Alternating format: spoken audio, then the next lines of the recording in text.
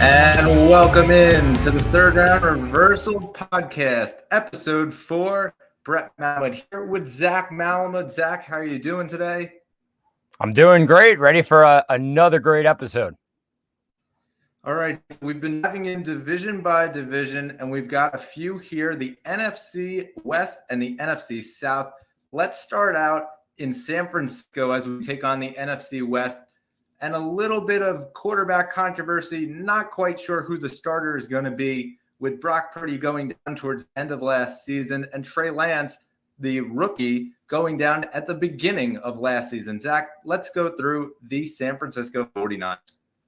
Yeah, and you mentioned it, Brett. It's the question still is there of who's going to be the starting quarterback, whoever is going to be healthy for the start of the season. Brock Purdy with an elbow injury, Trey Lance with an ankle injury, and they also added Sam Darnold in the offseason. But Brock Purdy, he played 6 games last year after Jimmy G went down and broke his foot. He was QB9 in those 6 games. A very good player and really impactful in fantasy, Brock Purdy was. As for Trey Lance, right now, it's definitely a weird situation. In Dynasty, you're going to hold on to him right now just because he's a rookie, still got a lot of time. He could end up being the starter. It was his offense at the start of last season.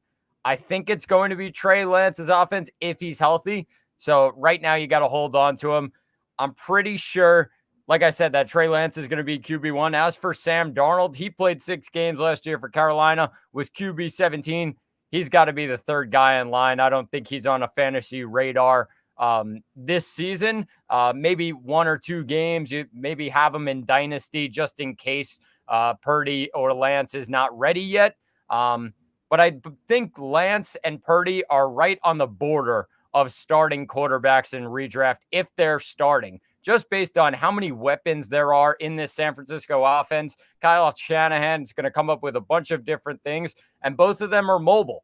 They're mobile quarterbacks that could get out of the pocket, and you'll get rushing out of that in fantasy. As for, let's move on to the running backs. Christian McCaffrey, he was running back 1 in all of fantasy football after joining San Fran in the middle of the season. He had the most receiving yards and averaged 21.7 fantasy points per game. Astounding numbers from Christian McCaffrey. In terms of Elijah Mitchell, I draft him as a stash guy for now. It's Christian McCaffrey's backfield. If Christian McCaffrey goes down, we hope not. But if he does, then Eli Mitchell is going to be the number 1 guy.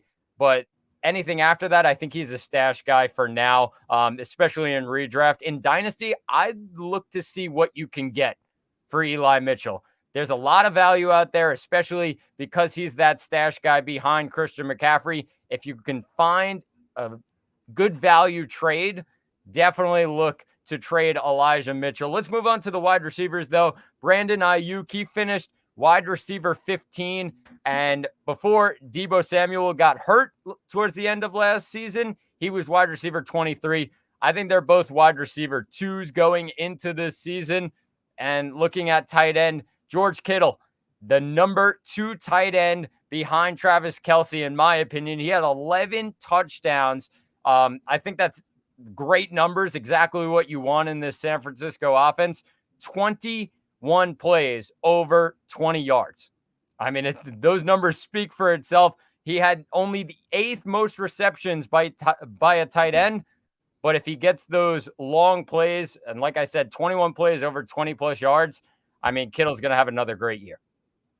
Yeah, with Kittle, it was a career-high 11 touchdowns. He did only average 51 yards per game, though, which is the fewest since his rookie year in 2017.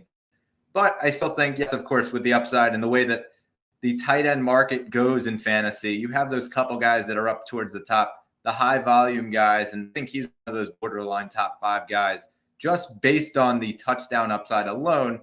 But, you know, you can argue that he might not get that top 5 just based on who's playing quarterback, and we're kind of unsure about that. Back to the receivers, though, you make a great point with Deebo and with Brandon Ayuk. Deebo had a 25.4% target share, which put him in 19th. He also had 5 deep targets, which put him at 108th, and 12 red looks, which was 36th as a wide receiver. So for me, he's probably going to be overvalued just based on his name. So maybe he's a guy that you can almost sell to try to get one of those pieces that's on the up and up if you have him. He's 27 years old. I think they're probably going to win a lot of Christian McCaffrey this year. So, and again, there's that uncertainty of who is actually playing quarterback.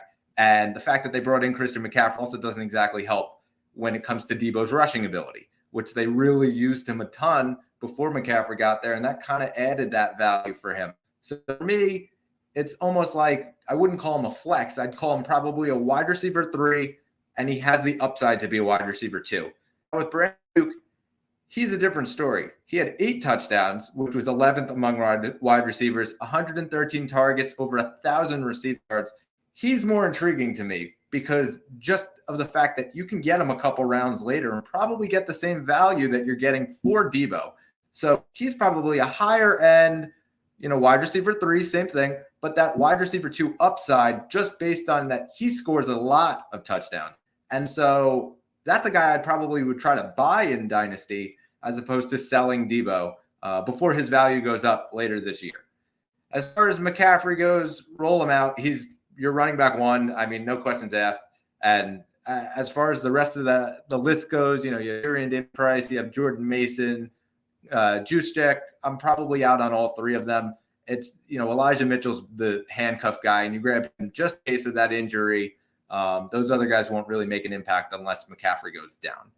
And then we get to the quarterback, which I think is the big question mark. Brock Purdy's been not practicing, obviously, because he's probably not going to get back until August at the earliest, right in time for training camp.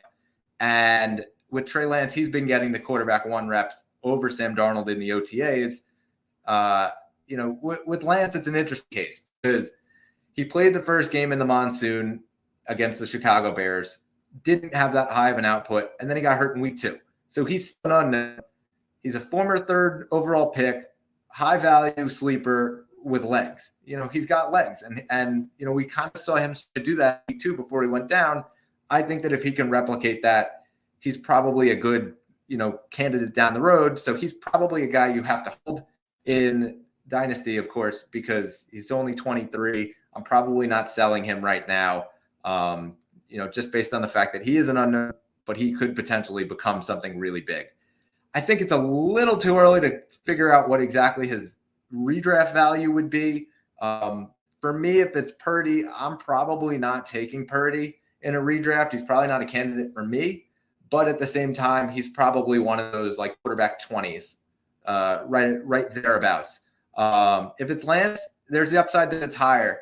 I just feel like what Trey Lance brings, at least what he did in college and what he brought through the draft process, I think he has a higher floor than Brock Purdy does have. I agree with you. I think, your Purdy take, I probably agree with it, probably around quarterback 20.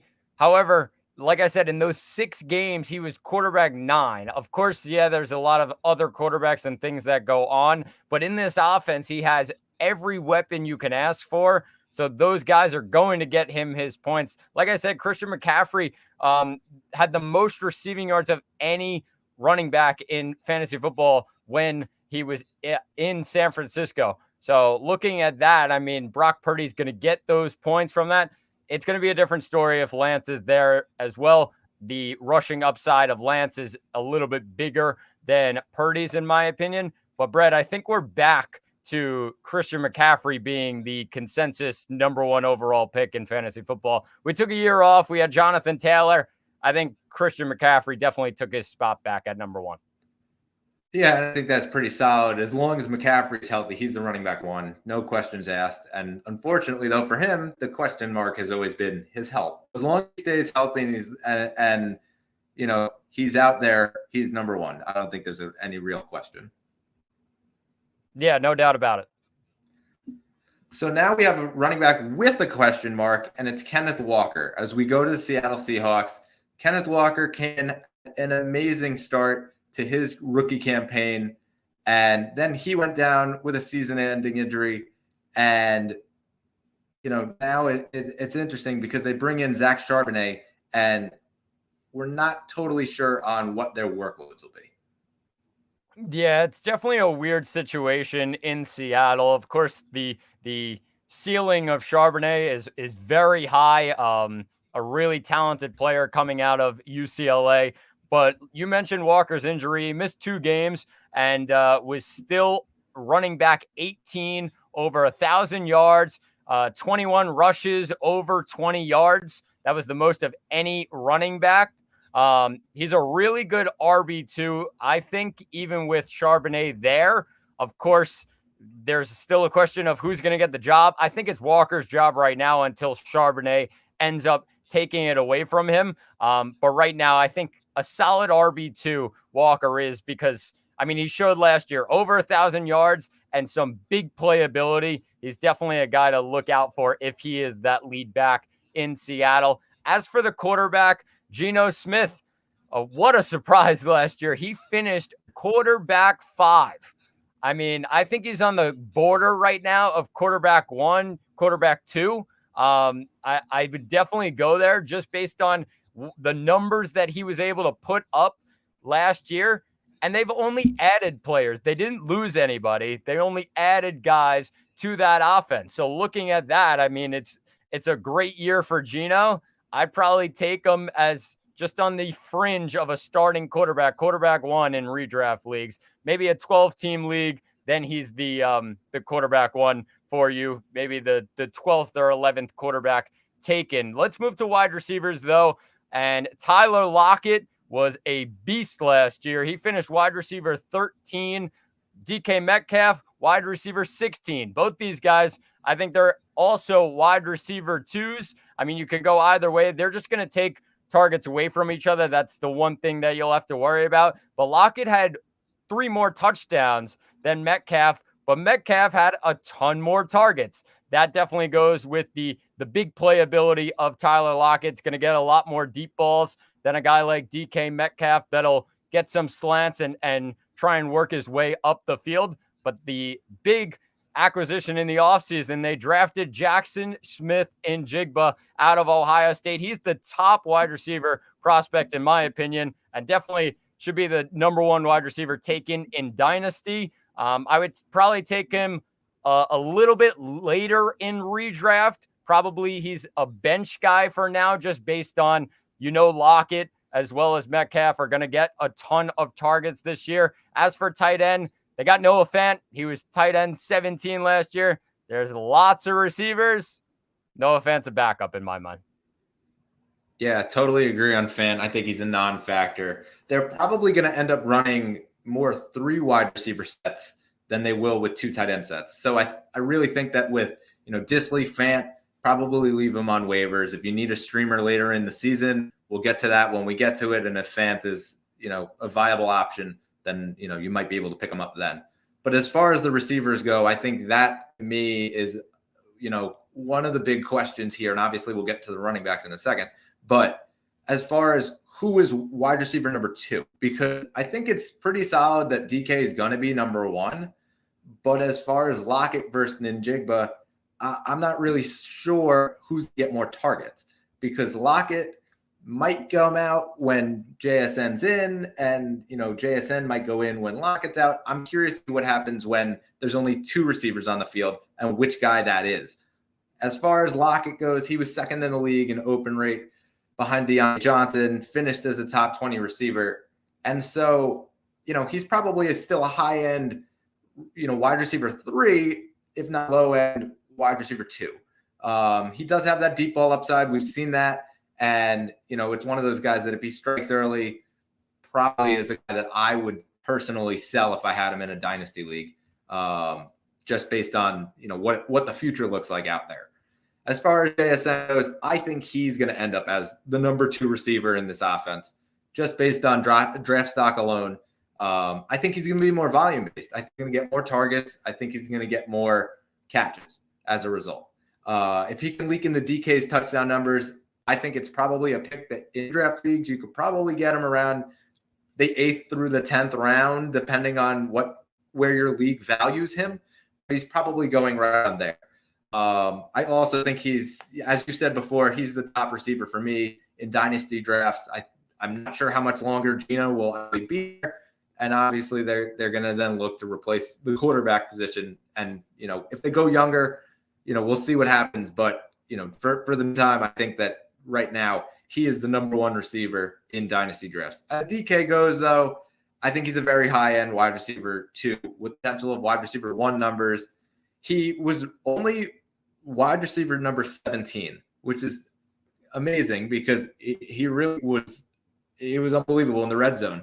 He was the second player. He ranked wide receiver 2 in red zone target share. I think that if that continues and he continues to be a favorite target for Geno when they get to the red zone, that's where you can see those wide receiver 1 numbers slip in.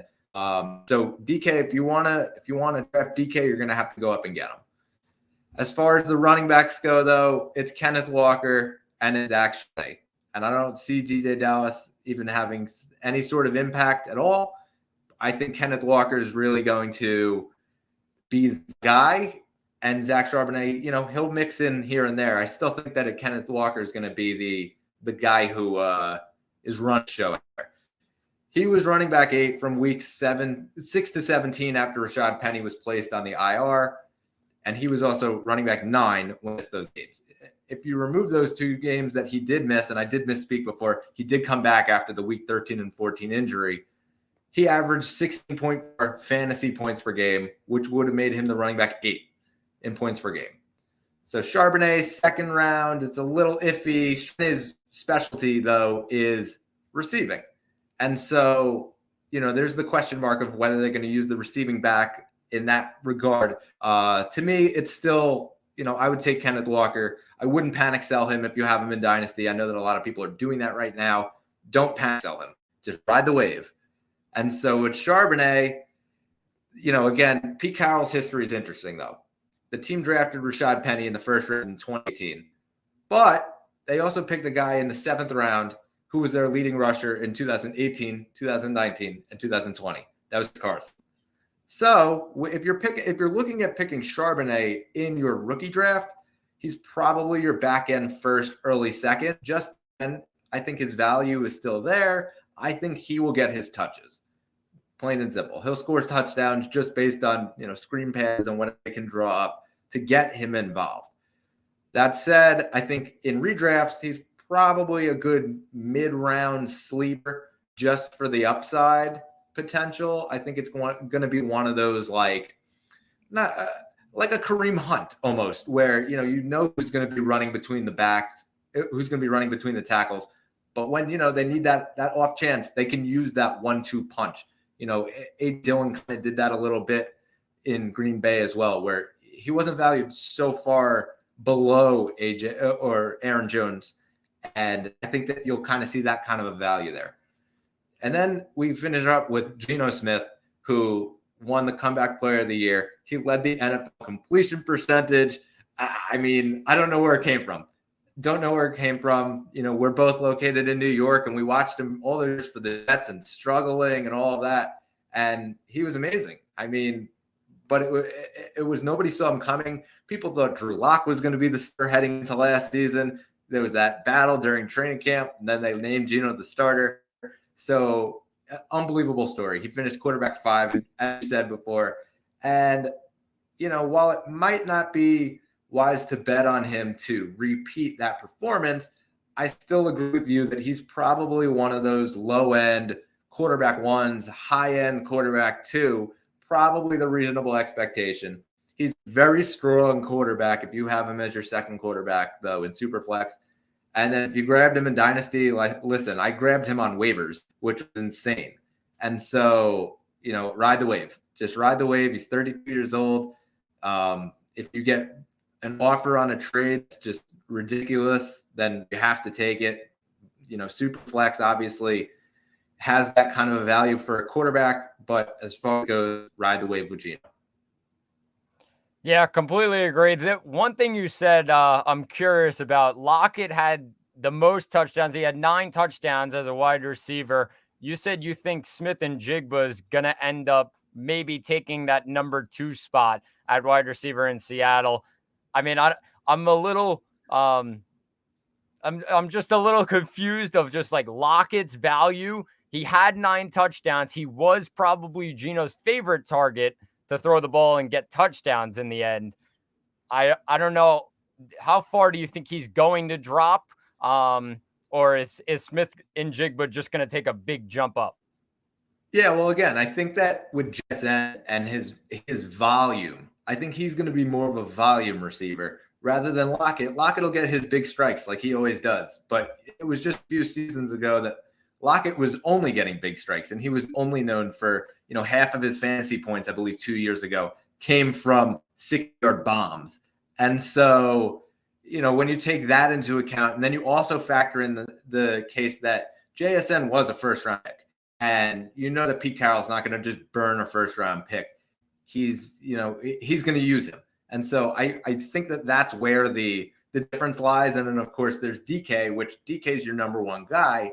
So I think that they're going to try to, again, I don't know that Lockett will dip that much because, again, he's probably a low-end wide receiver 2 at the very best. If he can do his very best, he's probably there. But he's probably a wide receiver 3 for me, just based on the fact that JSN is there. But again, I think that they're playing all 3 wide receiver sets. Understandable. All right, let's move on to the Rams. All righty, so we go on to Rams, and I mean, Zach, it was just absolutely, it was a cluster. For most of the season, Cam Akers. His whole issue for most of the season, Matt Stafford went down, Cooper Kupp got hurt.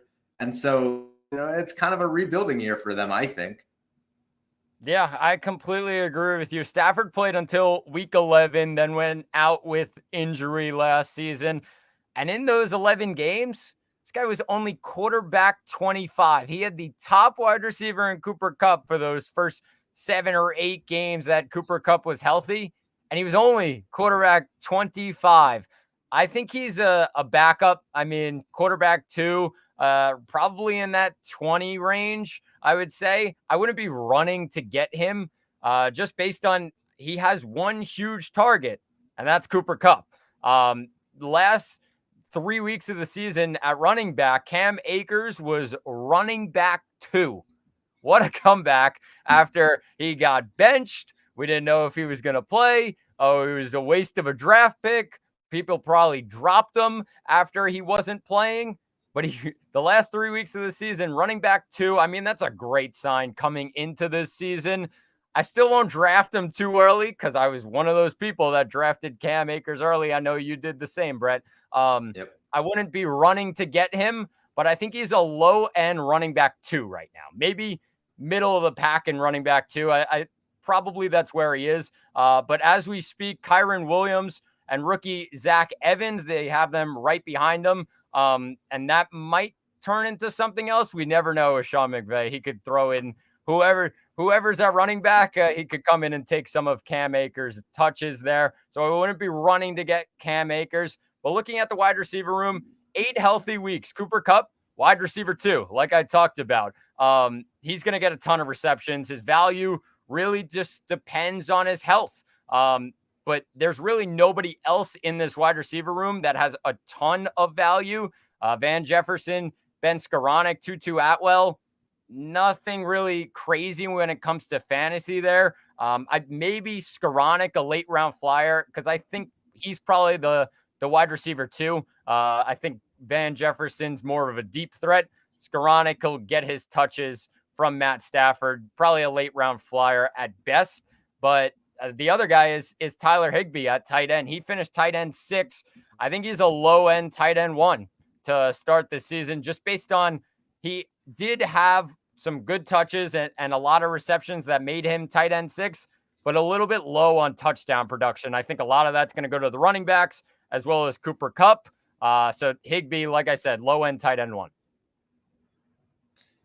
Yeah, for me, Higbee is, he's an iffy for me. His first time of the year didn't come till week 15. So to me, when it comes to the tight end position, you kind of accept those volume guys, which I just spoke about before, those top 5 guys. You're really just kind of touchdown dependent on a lot of those guys. And for me, week 15 not getting a touchdown, that to me makes him a low end backup, I think, personally, because I think that they're really going to go into the run, and Cooper Kupp, obviously he's a big factor. So let's get into receivers here. Kupp was great. He had that injury, and he's probably a high end wide receiver one, but I would be cautious just based on that. We are not sure really what's the long term future of Matt Stafford. Whether Stafford will come back. He had a spinal cord contusion that ended his season. That's a serious injury. So for me, I'm probably not going to pick Kupp just based on the fact that you have to factor a very high first round pick to get him. But I can understand guys who do. He led all wide receivers in points per game with 18.4 points per game. And he had the second highest target share in the NFL. So for me, I think the Kupp is going to be good, but at the same time, I would caution just based on, they're Stetson Bennett right now, and he's obviously an unknown rookie. So as far as the rest of the room goes, with the exception of Puka Nacua, who I would say is probably worth a rookie flyer, towards the end of your rookie draft, I would say I'm probably staying away from the rest of them. I'm ignoring the rest of the room. Sorry, Rams fans, but that's just the kind of year that I really think that they're going to have. And we spoke about Cam Akers. I'm still buying on him. I think that for some reason I just can't get away from taking Cam Akers. And yes, we both picked him way too early last year. I have him in Dynasty. You could probably buy him for cheap right now in Dynasty, which is funny because he was, again, like you said, the running back 2 during the last 6 weeks of the season. He was benched in week 1. He was almost cut in week 3. This is a guy who came back to the team and just dominated. He absolutely dominated. And yes, Matt Stafford was not there. Baker Mayfield was the quarterback. It was a cluster, you know what? And so to me, yes, I think that Cam Akers is an interesting one. He could go either way. But as far as Dynasty goes, he's only 23. So buy him. Why wouldn't you buy a 23-year-old running back that you could get on the cheap? To me, though, he's on a contract year. So they're just going to run him. I think that this is an offense that is going to run through Cam Akers. And it's, if I said that a year ago, it would have been great. If I said that about half a year ago, you would have told me I was crazy. But to me, I think he has the potential of being a workhorse. I'm going to start him right now probably as one of those mid to low running back 2s. And there's the potential that changes and becomes a higher thing. With Zach Evans, he's never really been a workhorse. And so I don't really see him eat in too much to that. He was picked 215 in the draft. I'd probably would keep him on waivers, just in redraft leagues. If you are in a rookie draft, you maybe take a flyer on him late, just based on that he was a good running back. He just never was able to be a workhorse. Even after he transferred, he couldn't really tie it down. It was a freshman getting a lot of the carries in there. And then that's the same thing with Kyron. And yes, we don't know what Sean McVay is thinking. And Kyron Williams kind of came on a little bit towards that, where Cam Akers was not with the team and any of that. So Kyron Williams could mix in here and there. Zach Evans could mix in here and there. But I really think that they'll use Cam Akers as that workhorse. And then as Matt Stafford goes, yes, quarterback 25. He threw 25 interceptions in his last 26 regular season games. And so for me, he's on the down. He's on just that slide down, and he had 10 touchdowns only in 9 games. And so, he's probably one of those low end quarterback 2s. Probably, like I spoke up before, have in Dynasty in a Superflex league, you might be able to sell him just based on the value of quarterbacks alone. And so you might be able to get them for him. But keep an eye on Stetson Bennett just because of the health perspective. He might be worth a speculative stash just in the very deepest of Dynasty Superflex leagues. Yeah, 2 things I agree with. I definitely would look to sell Stafford right now, especially in Dynasty. The age is getting up there. Of course, the injuries are coming. I think right now is probably the best possible time to sell Stafford, just based on, you're not going to sell him if he's playing well. Right now, he's hurt. Obviously, quarterback value, like you said, Brett, is very high in Dynasty. Try and sell him. Try and see what you can get for him. And if you could get something good, then all of a sudden you can kind of restart your quarterback room with Stafford there. The other thing you said about Cooper Kupp, I'd kind of hold and wait and see right now. Well, obviously, more information will come out in August, so you'll see what the deal is at quarterback. But I wouldn't be rushing to get Cooper Kupp right now. As we mentioned, Matt Stafford may not be fully healthy. It might be all in Stetson Bennett's hand. Yeah, if you have a top 5 pick and redraft, and your draft is coming up pretty quickly, it's tough to really factor Cooper Kupp in as like. Yeah, completely agree. Alrighty, so now we go to another quarterback who's injured, and in Arizona, it's Kyler Murray. He tore his ACL on December 12th, may miss as much as half of this season, but then there's some optimism that, it could be, just a couple weeks in. So a little bit of a question mark. But as far as the running backs and receivers go, Zach, take us through the Arizona Cardinals. So this is a really weird situation because obviously Kyler Murray got hurt. I'm going to be honest, in Dynasty, I try and see what you can get for Kyler Murray right now. Of course, the injury, they're in a rebuild. Obviously they lost Hopkins. They released him.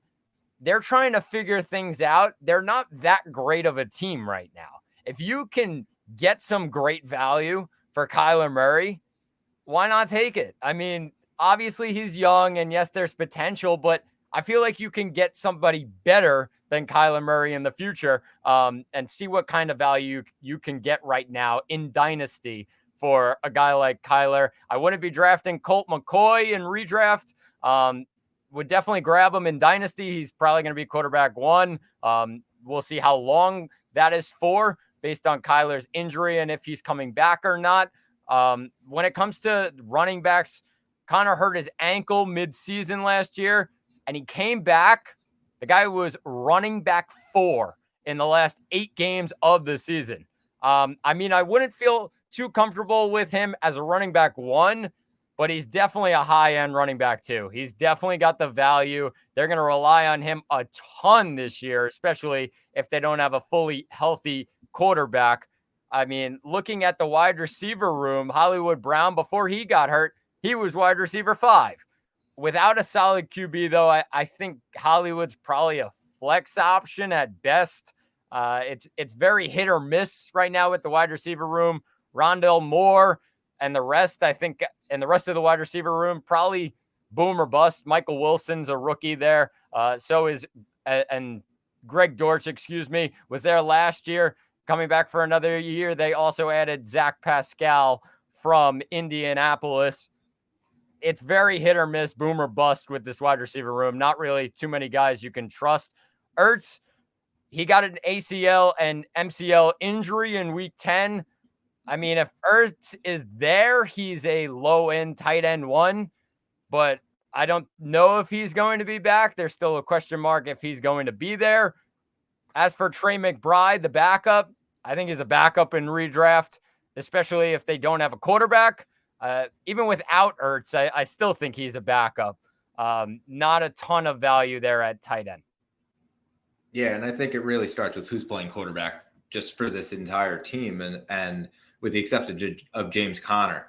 I'll start out with the tight ends here. You mentioned Ertz goes down. He was a top 5 tight end, though, when he went down after the first 10 weeks. And so torn ACL, torn MCL, and over the final 7 games, Trey McBride was targeted 35 times. He had 25 catches, 234 yards, and a score. So I'm kind of curious how they respond as a team to putting McBride in if Ertz can't go, and trying to get him some more work. That said, as far as Ertz goes, there's probably going to be a huge discount on him from what his normal value is, just based on his health. He might not be ready, all of those. To me, it's a late round flyer, only if they're your backup tight end. Both of them. I would both of them probably are your backup tight end. Ertz, if Ertz comes back and he's healthy, he's a good backup to have. And so I might take a late round flyer on him probably not taking a late round flyer on McBride if Ertz is healthy, though. As far as the receivers go, Marquise Hollywood Brown, without Hopkins there, though, weeks 1 to 6, because remember, Hopkins was suspended. He was the wide receiver 7 in fantasy. He had a ton of usage, ton of targets. Now, the quarterback situation, again, makes him probably one of those mid-level wide receiver 2s, I would say. And there's that sleeper potential that if Kyler comes back, you're talking about a guy that he threw to all the time. He could finish as a top 12 receiver. Like, he has that potential. I'm not sure that he's going to hit that. He's probably in that second wide receiver. I wouldn't draft him as my top wide receiver. You're probably, if you're drafting a second wide receiver, he'll probably go to that like middle of pack group of backup wide receivers. And so, buy him if you haven't, though, because his value is decreased because Kyler is not healthy right now. And so his value took a hit in Dynasty. So probably a guy you can buy low on. As far as the rest of them go, Rondale Moore, he's a good flex option. I don't know that he's more than that, though. And then as far as redraft goes, you're probably taking like a late round sleeper on him. The rest of them, I would say, are probably waivers for me, with the exception of Michael Wilson, who, again, that's one of those late round flyers you might take in one of your rookie drafts. But I think it's Hollywood or bust as far as the receivers go. As far as the running backs go, James Conner, baby. Running back 4 overall in the last 10 or in the last 8 games. He had 17 fantasy points per game. And that was overachieving where he was supposed to be running back 10 on his expected output. So he played 90% of the team's snaps in those 5 of the last 8 games. To me, this is a contract year where they are going to run him wild. So he's an RB2 for me. He has an out at the end, or the team has an out at the end of this year. So they're going to just run him wild. He's RB2 with the potential that he turns into something way more, because I think that especially if Kyler misses half the year, James Conner is going to be getting 20, 25, even upwards of 30 carries for some of those weeks. And then as far as the quarterback goes, I'm not taking Colt McCoy. Just plain and simple. I'm not going to take Colt McCoy in any draft, redraft, dynasty. Sorry, it's not happening. I don't see the value there. But I'm a little intrigued about Kyler just because of his value is when he's there. So his value is going to dip a lot. He's still a good running quarterback. So he probably could be bought low. Obviously, if you're in a super flex, you're probably not getting him for that much of a discount because of his age and the fact that he is one of the more dominant quarterbacks when he's healthy. But as far as redraft goes, maybe he's a guy that I would target if you have one of those higher end guys like Mahomes, Allen, Lamar, Justin Fields, one of those guys, and he's your backup because, when you look at Mahomes' schedule, he has a bye in week 10. Allen, Lamar, Fields, they have week 13 buys. So you would assume that Kyler would be healthy by then. And then all of a sudden your fill-in guy is the potential top 5 quarterback, Kyler Murray, of course, granted that he's healthy. So, we'll learn more as the summer progresses, but maybe a guy to just keep an eye on as a potential really good backup for you. Yeah, it definitely something to look out for. Obviously, you'll hear more about Kyler's health as the season gets closer, but definitely a really good option as a backup. Especially if he's coming back this year. Like we said, there's optimism in the Cardinals camp that Kyler will be able to come back this season. I'm a little bit more down on Hollywood Brown than you are. I think he's probably a flex option. I think he's a wide receiver 3, just based on with him as that number 1 guy, teams are going to prepare. Okay, we have to guard Hollywood Brown. He's really the only guy there. They'll let Rondale Moore get his targets. They'll let Greg Dortch get his targets. And especially if Zach Ertz is not healthy, they'll let Trey McBride get his targets. Hollywood Brown is so dangerous. I feel like teams will be more likely and defenses will be more likely to put extra guys on Hollywood Brown. That's why I put him probably wide receiver 3. He's definitely still an option in your starting lineup, but I'm a little bit more down. I'd take probably 2 wide receivers ahead of him if I was in that situation. Yeah, and it's fair. And I think that he would be a good third option completely. I just think with the upside of the target share and things like that, if you're getting Cooper Kupp level targets, you're probably going to get some catches on those. And so that to me is the only reason why I can see the upside of picking a Hollywood Brown. And it's a guy that, I'm not going to reach too far ahead in my draft, but I might reach around. Yeah, definitely fair. Let's move on to the NFC South. All righty. So, big story in the NFC South. Tom Brady's not there anymore. Tom Brady rides off into the sunset, and his replacement, none other than Baker Mayfield. So, it's a little interesting out there in Tampa Bay. Zach, take us through the Tampa Bay Buccaneers.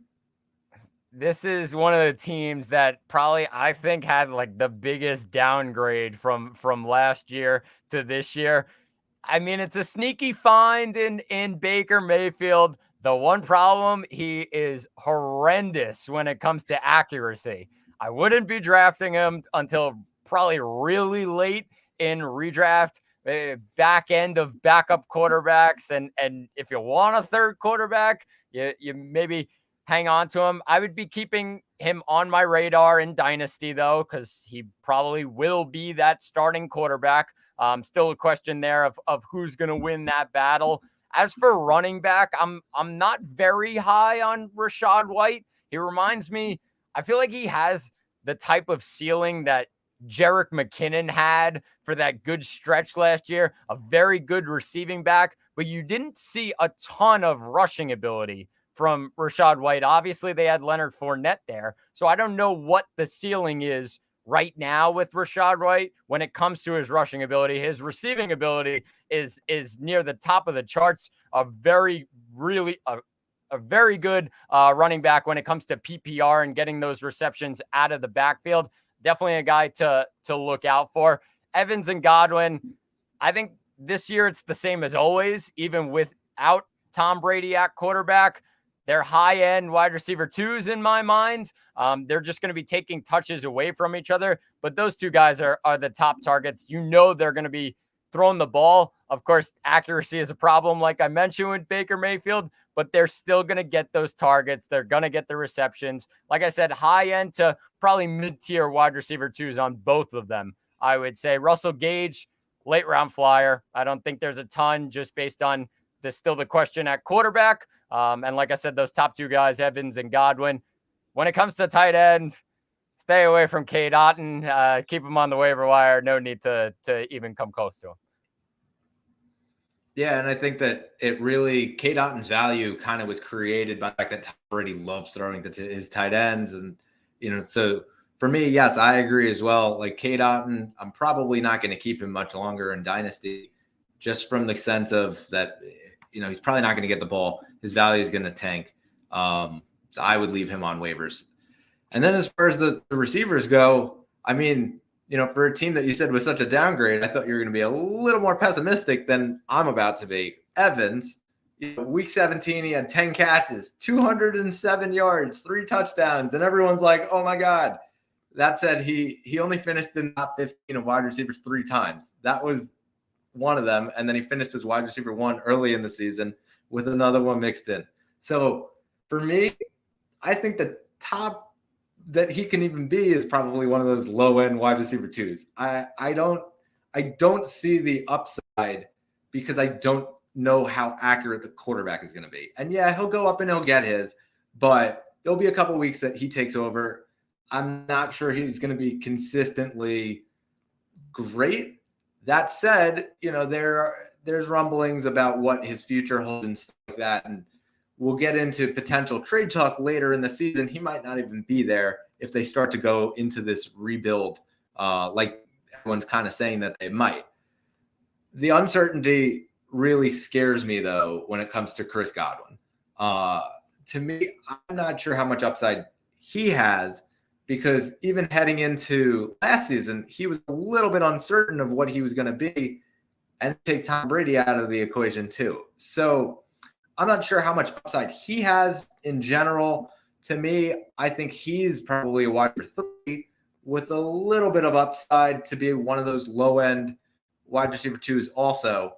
I think their values are pretty similar. I would put Evans ahead of Godwin, but their values are very similar, kind of like what it was in last year's draft rankings. But then as far as the running backs go, I'm unsure also. I think it's an unknown. To me, Rachaad White, he's a starter. A lot of people are going to undervalue him just based on the offense. I think he could be a running back too, just based on that, but he's probably one of those lower end, if not running back 3. He's probably your third option. I'm not sure that I would be comfortable with him being a second guy. They released Leonard Fournette. They signed Chase Edmonds. Sean Tucker was an undrafted free agent. I'm not sure any of those are going to be much of a factor. Keyshawn Vaughn either. I'm not sure that Edmonds, Tucker, Keyshawn Vaughn are going to have any sort of impact. So therefore, I think Rachaad White still holds value. And I think that a lot of people are going to underrate him. He might be one of those like buy low candidates that you have in dynasty perspective, just based on the fact that you probably could get him for dirt cheap. And he's the number 1 running back on an offense. So an interesting case. And then I'm just, Baker Mayfield and Kyle Trask right now, they're splitting the reps at OTAs according to Todd Bowles. To me, stay for both of them. Just plain and simple, not picking them in dynasty, not picking them in redraft. That's it. Yeah, that's fair. Looking at, I love your wide receiver talk with Evans and Godwin right now in dynasty. Are you selling? Are you getting rid of them? Well, I think it's a little unknown right now because if Tampa's not good, then they're going to get a top quarterback next year, assuming the draft. And so the value might be there. That said, if Mike Evans gets traded to a different team where there's a quarterback upgrade, then I'm probably holding both for right now just because I think that the value on them is low. Just, I don't know that I would want to sell them for dirt cheap. Obviously, if you can get something for Evans, then you do it. But at the same time, it's very weird just based on we're really unsure of how they'll do this season with a much downgraded quarterback. And a lot of people are panicking on that. And so therefore, I'm not sure that I would take Mike Evans' value and chop it in a third. Yeah, that's fair. I stay away almost every year from Mike Evans and Chris Godwin. I don't think I've ever drafted them while they're number 1 and 2 at wide receiver in Tampa. I think this could not be a better year for it in my mind in redraft. Just stay away at this point. You're not, whatever you're expecting, it's going to be less than it. That's all we have to say there. Yeah, and it's funny because, we'll get into our do not draft list as we start to get into it, but I feel like the last 3 or 4 seasons we've just written Tampa Bay Buccaneers as on that list. And so, yeah, I think you kind of stay away from them this year. Yeah, completely agree. You have to. Alrighty, so now we head over to New Orleans, and they got a new quarterback out there in Derek Carr, playing for a team other than the Oakland Raiders or now the Las Vegas Raiders for the first time. And Zach, I know that your feelings on Derek Carr, but how is it going to affect the rest of the offense?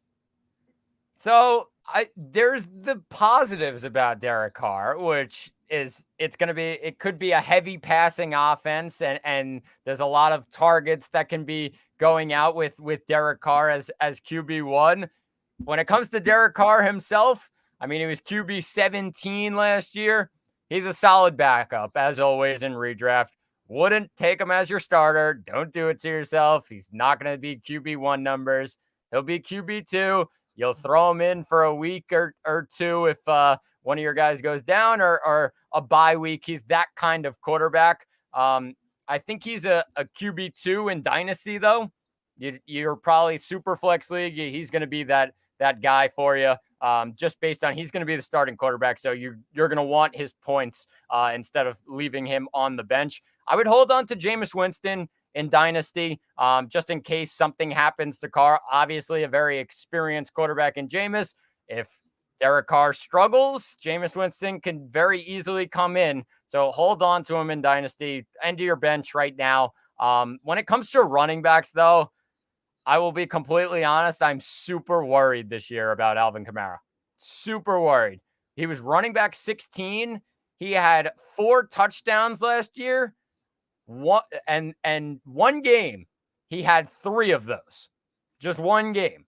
I mean, that's awful value. Jamal Williams, who's coming in, he had 17 rushing touchdowns.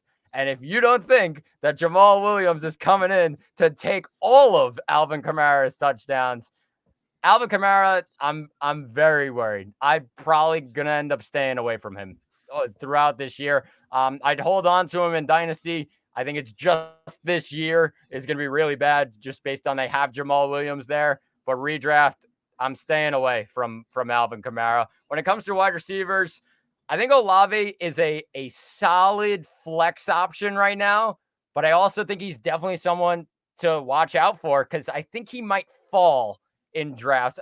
Of course, people value him. There's some people that value him higher than others, but I think there's the opportunity that he falls just based on he's not in that top tier kind of offense in New Orleans. Nothing too crazy about it. So watch out for Olave. Could get some good value if he is your flex option. Michael Thomas, he's a lost cause until he steps onto a football field once again.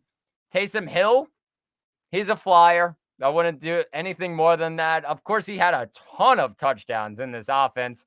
All of a sudden, he's taken away from Kamara's touchdowns as well. He's a flyer as always. Juwan Johnson, I think he's a solid backup. He had the 3rd most touchdowns by a tight end last year. Take him as your backup. I mean, you throw him in 1 week or 2 weeks, he could get you a couple touchdowns. That's good enough for you. Yeah, and I think Juwan Johnson's probably one of those sneaky backups that, not a lot of people have on their radar, but he was a top 15 guy last year. And so to me, that's kind of what you want in one of those backup options. They also traded Adam Troutman, which, that helps free him up a little bit too. And so, yeah, Juwan Johnson's an interesting option. Olave, he's interesting as well because he only had 4 touchdowns. So, you figure that improves over 1,000 yards last year. He's a mid to high end wide receiver because I think that they're going to throw a lot to him. And he has the potential he can end up as one of those wide receiver ones when it's all said and done, just based on target share, especially if Michael Thomas goes down, as you just mentioned. And if Michael Thomas is on the field and they're full go, he's probably one of those mid wide receiver 2. But in the case that he's not there, I think that sky's the limit for Olave. They're going to be throwing to him a lot. And he's a guy that, yeah, you could double him, but he's getting open. Like, that's one of his strengths is getting open. And so that, I think, is the argument in favor of Olave. That said, Michael Thomas, he's a potential wide receiver 3, nothing more. And, we'll see what happens as far as health goes. But, Rashid Shaheed is actually a guy that I would keep my eye on just based on the fact that he might be the number guy. Those games where Olave is getting double, triple teamed, then you're probably going to see Shaheed get a ton of targets too. The big question mark for me, though, is the impending potential suspension of Alvin Kamara. He has a July 31st trial date, which is typically when the NFL opens up their training camps. And so, we're not really sure what the NFL is going to have in store as far as suspension goes or whether or not they're going to let Kamara play this season. But there is that risk. So as it stands right now, with Kamara being there in the lineup, he's probably a back-end running back too. I don't know that I would drop him so far below that because he's still Alvin Kamara. He still has that upside. And yes, he didn't have a good year last year. Their line didn't exactly help them either. And so I still think that Kamara holds value. That said, I think that one of the biggest sleepers of this entire fantasy draft, couple months is going to be Jamal Williams. I really think that Jamal is probably one of those guys that if Kamara is not there, he's one of those 6th or 7th round guys that you go up and you grab because he's just going to be a workhorse. And if Kamara's there, you probably even can grab him in the 9th or the 10th round, with Kamara still in the lineup. As you mentioned, he was the goal line guy in Detroit. But to me, the lines that stand out, he carried the ball a league high 41 times inside the 10-yard line, and he had 13 rushing touchdowns on those. You mentioned that he finished with 17 on the year. 13 came from within the 10-yard line. You think back in the last bunch of years where Kamara missed games, it was Latavius Murray and it was Mark Ingram. Those guys would take off in those weeks. I think that Jamal Williams has that kind of potential. And so to me, he could be the sleeper of the draft this entire fantasy draft summer. Kendre Miller, probably worth a late round flyer, but it obviously changes. If Kamara is not there, then you'll probably want to try to take him just because, we're not really sure exactly if Jamal Williams will get a workload outside, receiving work and things like that.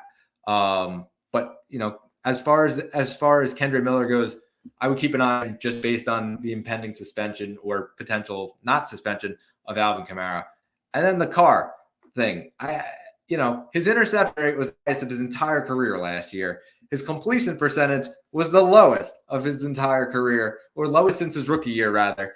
And to me, he's a backup. He's one of those guys that in Superflex you take, but to me, he's one of those low-end quarterback twos, and I'm not sure that he has much more value because he really has no rushing upside.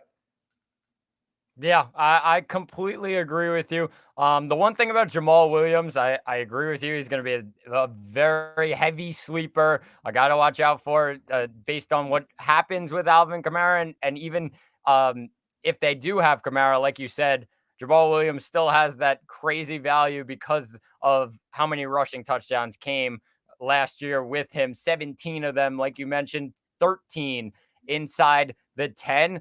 The one thing about Jamal Williams, I would, of course, he's a sleeper, but I wouldn't put yourself in a situation where he's your second running back. If you're fine on a sleeper, it's good enough.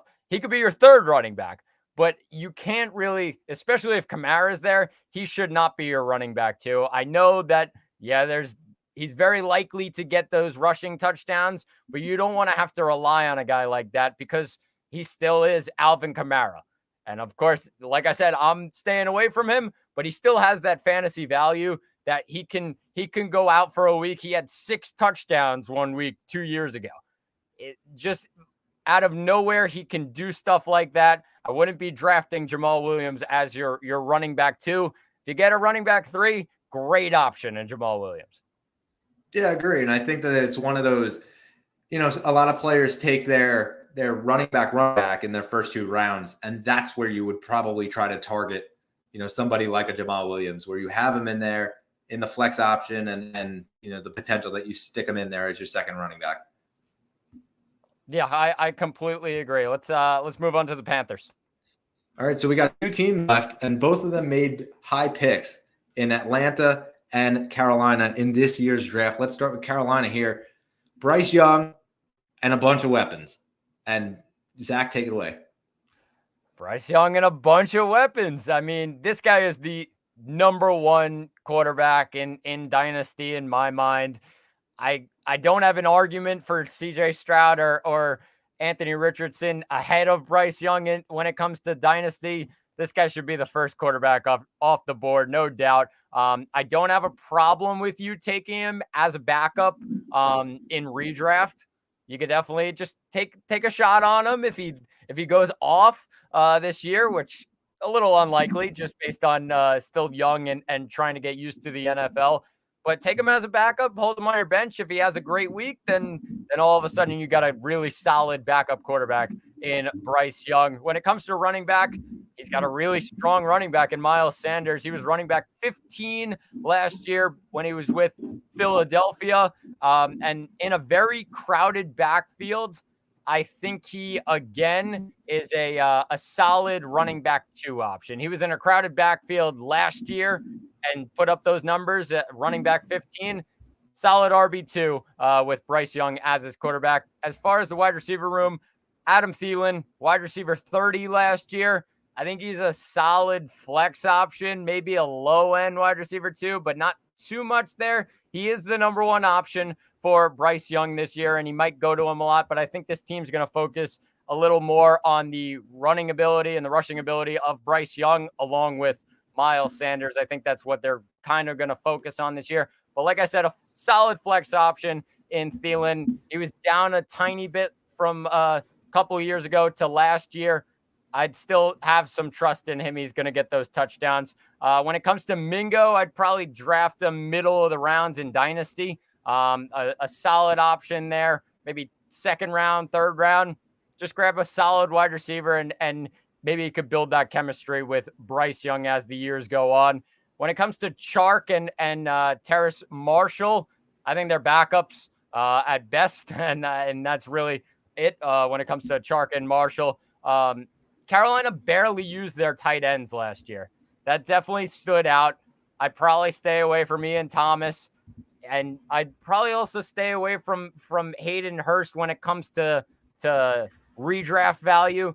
Maybe if you have him in Dynasty is a solid option, because I think Hurst will probably be the tight end 1, but I don't think there's a ton of value when it comes to Hurst or Thomas in redraft. I think you have better options on the board. Yeah, I think Hayden Hurst is probably a guy that somebody takes later in the draft. I would stay away from him. He goes from Burrow to Bryce Young, and we're kind of unsure of that. I think there's much better options for you at tight end. But then as far as the wide receivers go, DJ Chark, he had 502 receiving yards, 3 touchdowns on 30 receptions with the Lions. We're not really sure who's the 1, who's the 2, if it's Thielen, if it's Chark. That said, I'm taking Thielen. If I had to pick between the 2, I think he's going to be that red zone guy. Take a chance on the upside. If he scores touchdowns, then that's points, fantasy points. And so I think that for me, if you look at what the rankings right now are, a lot of people are picking Chark before they pick Thielen, and Thielen is going like the 15th round in a lot of these redraft leagues. I think he's ranked higher than that. So if you can grab him in the 12th round even, before that wave, I think that that's a guy that's a really, really good value for Thielen. Take a chance on that upside flex. Mingo, I think he's more intriguing than the rest of the guys there, than Marshall, Laviska Shenault, etc.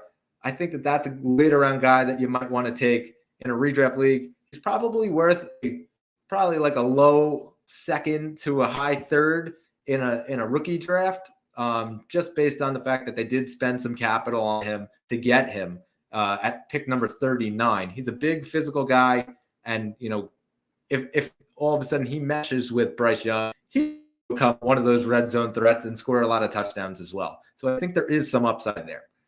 As far as the running backs go, Miles Sanders, he scored 13 rushing touchdowns this past year, and that comes after the last year previous when I said I never will take him ever again in fantasy after he scored 0 touchdowns in 2021.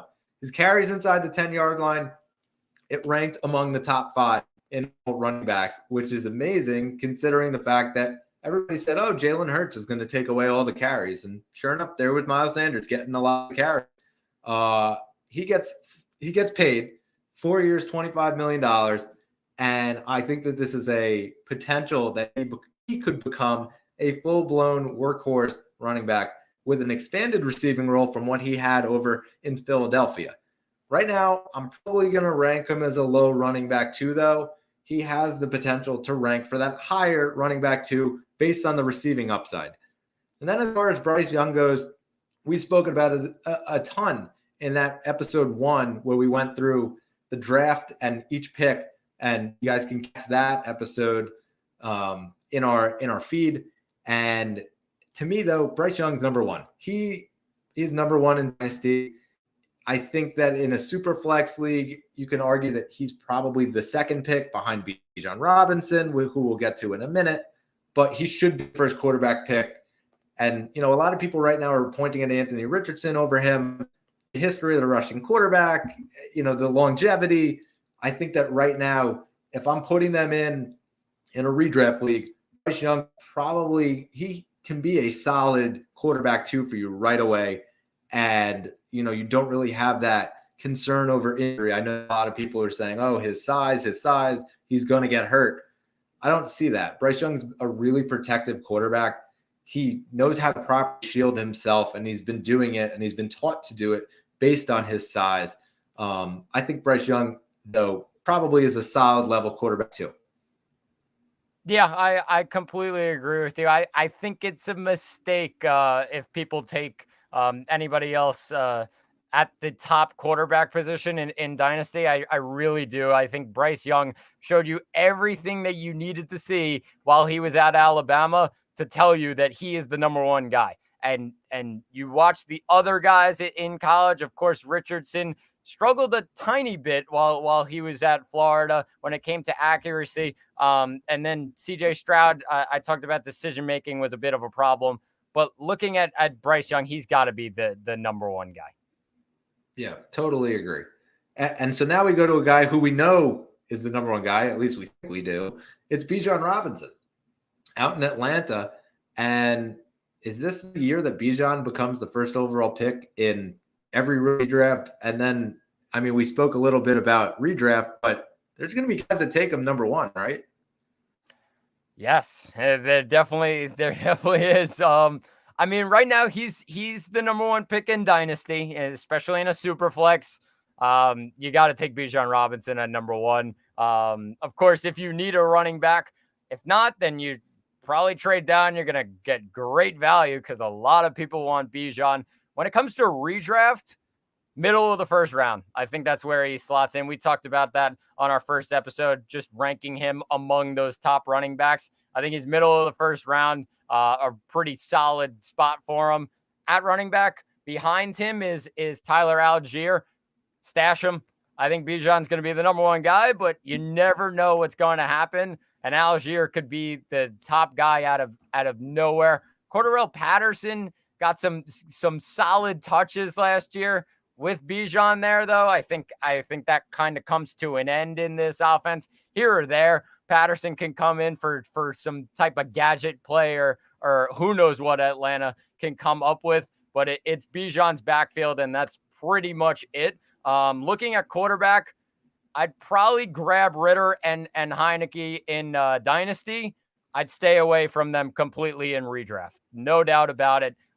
Just stay away. There's no need. It's going to be Bijan's offense, like I said. At wide receiver, Drake London, I probably put him a wide receiver 3, a flex option, low end wide receiver 2, but mainly a wide receiver 3, just based on the quarterback situation. Not too much trust there in Atlanta just yet. Mac Hollins, Scotty Miller, very boom or bust behind Drake London.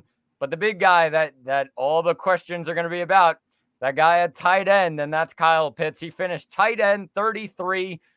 It's the same coaching staff as last year is the thing that worries me when it comes to redraft. He's a backup right now in redraft.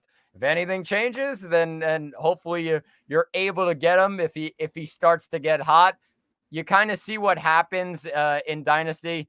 I'd hold on to him. He's so young. He's going to be the starting tight end for 10, 15 years to come if he doesn't get traded. Like, he's going to be that number one tight end, that go-to option when they get that quarterback one and that solid option at quarterback. I wouldn't be starting him right now, but you're definitely holding on to him in Dynasty. I wouldn't even sell him because I don't think the value is there.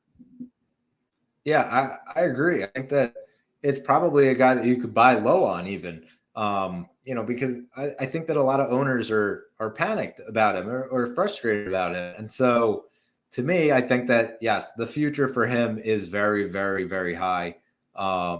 He's up there. He's a high risk, high reward, I think, at least for this year.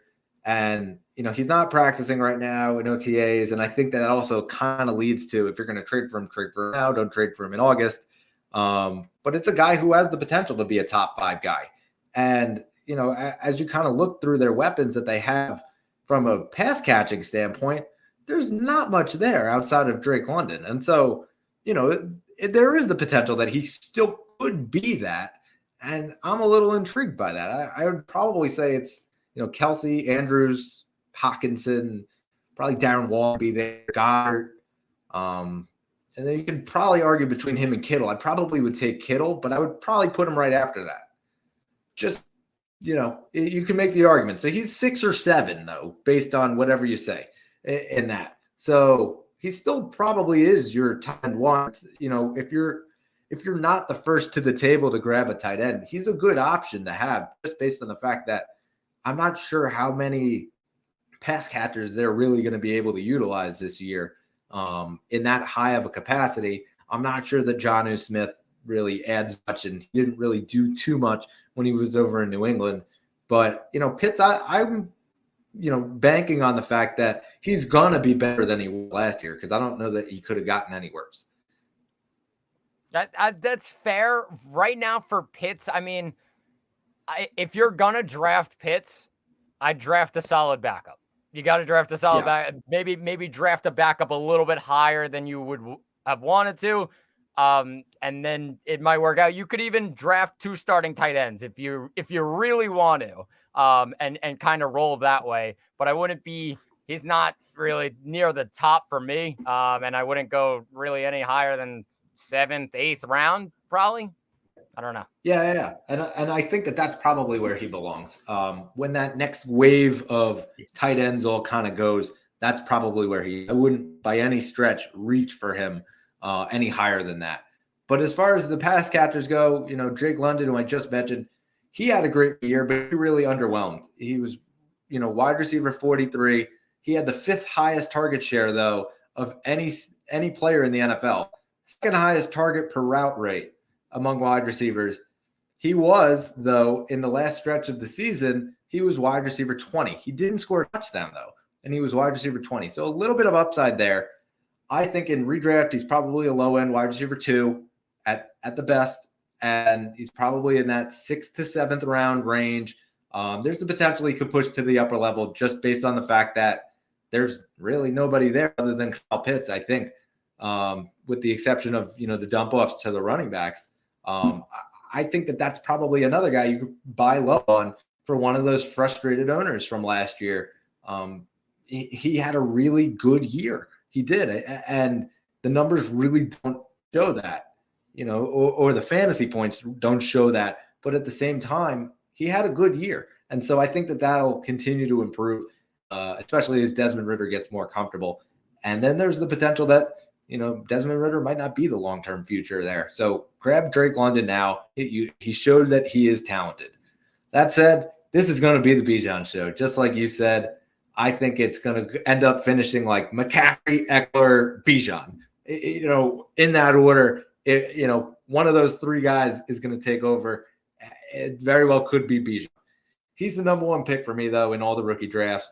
He's probably worth that mid-first round in the redraft, just like you said. But if you want to grab him in those first couple picks, go grab him. Enjoy the ride, because it's going to be fun, and that's that shiny new toy.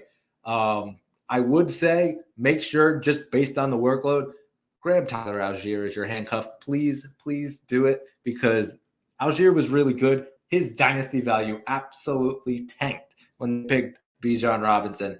So if you do own him in dynasty, and even a Patterson owner, go approach the guy who picked Bijan and say, I want to give you this. Can you give me that?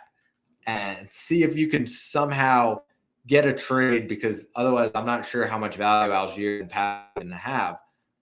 It's a good person. It's a good strategy, though, if you're willing to just cut them. At least go to the Bijan owner first and say, hey, I have this guy, and can you give me this for him? I think that's probably the approach for those guys.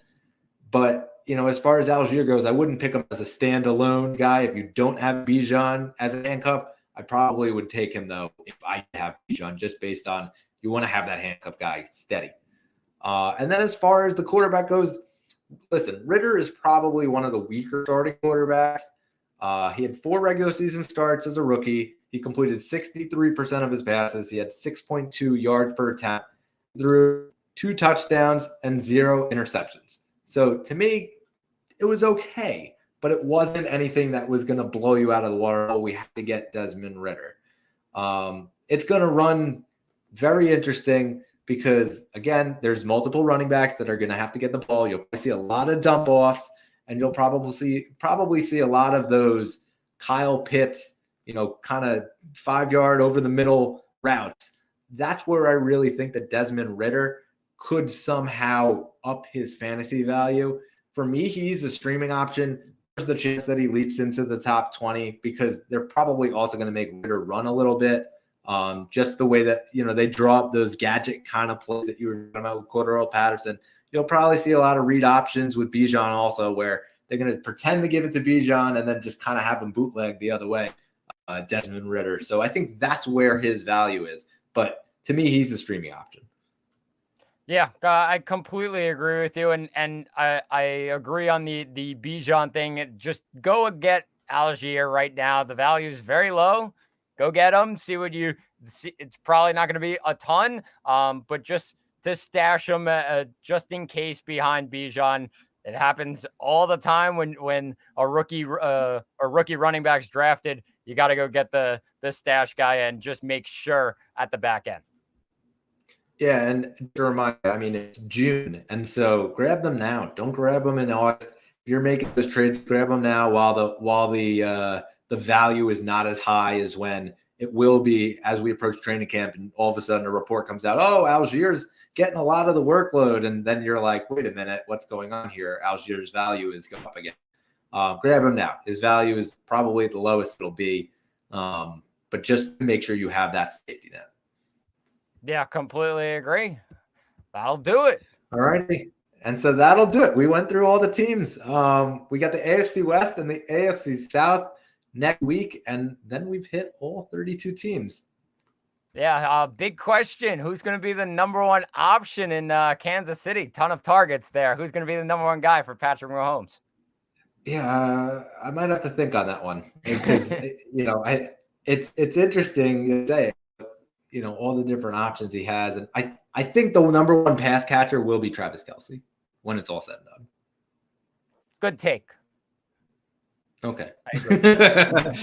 All righty. So until then, I'll give Zach time to think about his answer before he gets onto it. Next week, we will cover the AFC West and the AFC South. Zach Malman, I'm Brett Malman. This has been Third Round Reversal. We will see you guys all next week.